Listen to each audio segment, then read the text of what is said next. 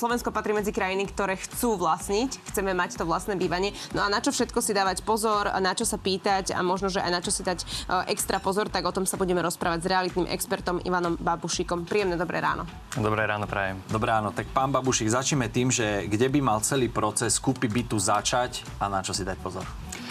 Moje odporúčanie je pri financiách, paradoxne, ale nie. Financie sú kľúčové, respektíve nastavenie toho rozpočtu, respektíve budžetu, v ktorom sa viem hýbať. Z mojej praxe sa pomerne často stretávam práve s prípadom, že ľudia alebo mladí ľudia hľadajú nehnuteľnosti, behajú po obliadkách a možno, že nájdu aj tú svoju vysnívanú a príde na rad financovania a tam zistia, že budžetovo ju nesplňajú alebo nevedia na ňu dosiahnuť. A tým pádom prichádza veľká taká demotivácia, sklamania, to môže spôsobiť aj samotné odloženie tej kúpy na neskôršie obdobie, čo nie je úplne asi to žiaduce. Čiže moje odporúčanie je najskôr si preveriť tie svoje finančné možnosti, ideálne so skúseným finančným expertom a následne sa púšťať až do hľadania v rámci práve toho budžetu. Áno, túto tému my si samostatne o malú chvíľočku rozoberieme, ale ostaňme teda v téme práve bytov. Aké kritériá si teda máme všímať? Najskôr máme vyriešené financie, dajme tomu, že všetko je v poriadku a potom aké sú tie prvé kritériá alebo prvé veci, ktoré si všímať pri výbere bytu? Ja by som povedal, že ešte pred samotnými kritériami na byt, respektíve treba si to vnútorné nastavenie z tých cieľov, čo potrebujem, čo hľadám a čo potrebujem možno v tom horizonte 5 rokov, ak sa bavíme o prvom bývaní. Ale netreba sa pozerať úplne na to, že v tej nehnuteľnosti zostanem celý život, čiže toto si zadefinovať, to znamená, či inklinujem skôr k mestskému životu alebo k prírode, či chcem teplejší byt a svetlejší. Čiže za mňa toto sú prvé veci. Potom, keď to, čo ste sa aj pýtali, tá lokalita zohráva veľmi kľúčovú úlohu, lebo zariadenie bytu zmeniť viete, ale byt premiestniť na iné miesto je už trošku náročnejšie. Čiže za mňa také kľúčové kritériá, ktoré sú, je lokalita, pôdorys, respektíve dispozičné riešenie a samozrejme izbovosť, aby to spĺňalo moje očakávania a následne aj samozrejme tie finančné možnosti, ktoré sú tam. Dobre, poďme pokračovať ďalej v tom procese. Našli sme, financie nejakým spôsobom máme podložené alebo pripravené. Ak už teda nájdeme ten byt, ktorý sa mi páči, nasleduje obhliadka. Čo sa pýtať, čo sa nepýtať, na čo si dať pozor práve na obhliadke, keď už sme v kontakte, osobnom kontakte jednak s priestorom, že ho vidíme, sme v ňom, ale máme tam trebárs možno aj vlastníka alebo toho predajcu. Určite. Za mňa je veľmi kľúčové všímať si už samotný bytový dom, v akom je stave, v akej lokalite, čo sa týka možno aj bezpečnosti, parkovania, vzdialenosti od MHD a podobne. Takisto keď vstupujem do bytového domu, všímam si spoločné priestory, výťah, v akom sú stave. To isté platí v byte. Vizuálne kontrolujem podlahy, steny, stropy, či tam nie sú prastliny, nie sú tam nejaké zatekance, lebo to môžu byť potom veľmi drahé veci. Takisto kontrola okien, kuchynskej linky, čo sú vlastne akoby tie najdrahšie veci na nehnuteľnosti.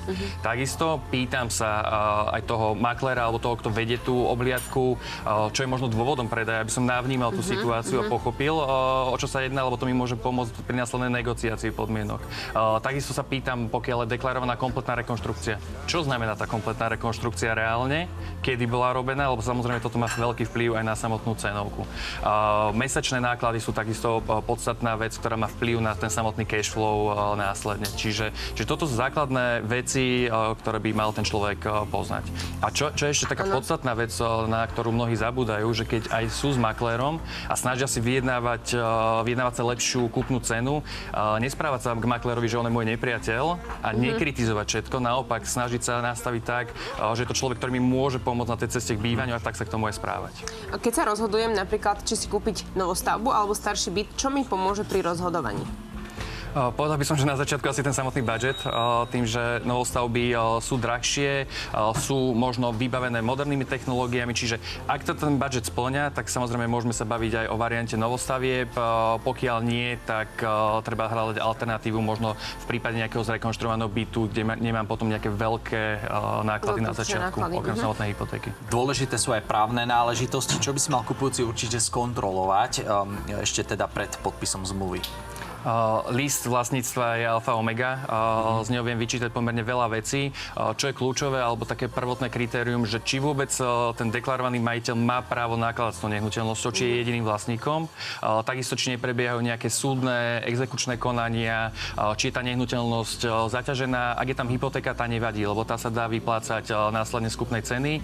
Ale taktiež si treba dať pozor na to, či tam náhodou nezostalo napríklad právo dožitia predchádzajúceho vlastníka, lebo to tiež samozrejme vie skomplikovať celý proces, respektíve minimálne spomaliť. Toto ja viem skontrolovať niekde oficiálne na katastri, alebo toto sú informácie, ktoré ja musím mať doložené buď od realiťaka, ktorý to sprostredkováva, alebo priamo od majiteľa? Viete si veľkú časť tohto skontrolovať práve na liste vlastníctva, kde tieto veci sú zapísané. Samozrejme, komunikujem stále aj s maklérom, prípadne ako doplnok je celkom fajn spýtať sa aj správcu. Hej? Nie už konkrétne ako na toho majiteľa, ale na veci, ktoré sa dejú v rámci bytového domu. Bytového domu. A viem si teda ja normálne vypýtať ako keby od realitného makléra číslo a priamo sa nakontaktovať potom na správcu? Je toto OK? Na správcu viete, dokonca väčšinou v vstupných halách máte aj napísaného správcu aj s kontaktnými údajmi, čiže viete sa nakontaktovať. Okay. Ale jasné, keď tam máte makléra, tak nemá dôvod vám ten kontakt nedať. Poďme ešte na takú rýchlu bonusovú možno otázku. Často otázkou je nový byt alebo novostavba alebo starší byt. Plusy, minusy, ako to vy vidíte? No, pri novostavbách sú tie plusy, že máte pekné okolie, alebo developeri majú povinnosť práve zveľaďovať aj to okolie, čiže vstupné priestory, celé je to novšie, takže moderné technológie, možno, že trošku menšie pôdorysy, respektíve menšia výmera a efektívnejšie pôdorysy, hej, keď to porovnávame s tými staršími nehnuteľnosťami. Takže toto je asi to gro. Ja úprimne, pokiaľ to budget dovoluje, tak ja sa skôr inklinujem práve k tým novostavbám. Budget, financie, to je to prvorada, čo si potrebujeme skontrolovať. Rozprávali sme sa s realitným expertom Ivanom Babušikom. Ďakujeme veľmi pekne. Ďakujeme pekne. Krásne. Ostávame v téme, ideme na to práve, čo sme načali.